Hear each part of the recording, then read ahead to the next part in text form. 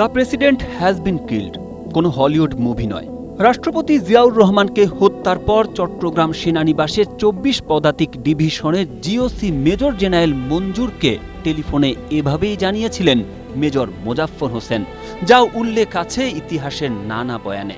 জিয়াউর রহমানকে হত্যার পর ভারতে পালিয়েছিলেন মোজাফফর। ১৯৯৬-৯৭ সাল পর্যন্ত সেখানেই অবস্থান করেন তিনি। এরপর থেকে পরিচয় গোপন করে বাংলাদেশে আসা যাওয়ার মধ্যে থাকতেন সাবেক এই সেনা কর্মকর্তা।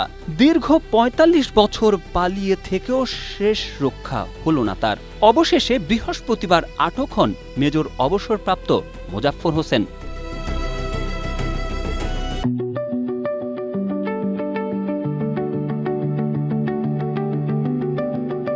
১৯৮১ সালের ৩০ মে ভোর রাতে চট্টগ্রাম সার্কিট হাউসে একদল বিপথগামী সেনা কর্মকর্তা তৎকালীন রাষ্ট্রপতি জিয়াউর রহমানকে হত্যা করে। ওই ঘটনায় হওয়া মামলার অন্যতম পরিকল্পনাকারী হিসেবে উল্লেখ আছে মোজাফফরের নাম। হত্যাযজ্ঞে সরাসরি অংশ নেওয়া সেনা কর্মকর্তাদের মধ্যে মেজর মোজাফফর হোসেন ও ক্যাপ্টেন মোসলেউদ্দিন ছিলেন অন্যতম।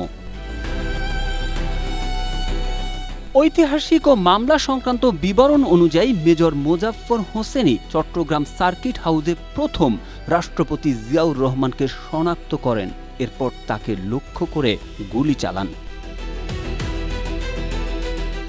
আইনশৃঙ্খলা রক্ষাকারী বাহিনীর সংশ্লিষ্ট সূত্র বলছে, জিয়াউর রহমান হত্যার পর মোজাফফর পালিয়ে যান। তাকে ধরিয়ে দেওয়ার জন্য পরবর্তী সরকার পুরস্কার ঘোষণা করে। সে সময় তিনি ভারতে আত্মগোপনে ছিলেন। এক পর্যায়ে তিনি ছদ্মনাম ব্যবহার করে সীমান্ত অতিক্রম করে যাতায়াত করতেন। অবশেষে তাকে আটক করা হলো।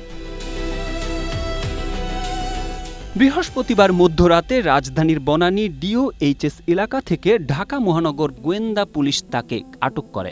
প্রয়োজনীয় আইনগত প্রক্রিয়া শেষে কোর্ট মার্শাল সম্পন্ন করার জন্য তাকে বাংলাদেশ সেনাবাহিনীর কাছে হস্তান্তর করা হয়েছে। Tarek Ahmed, Asia post.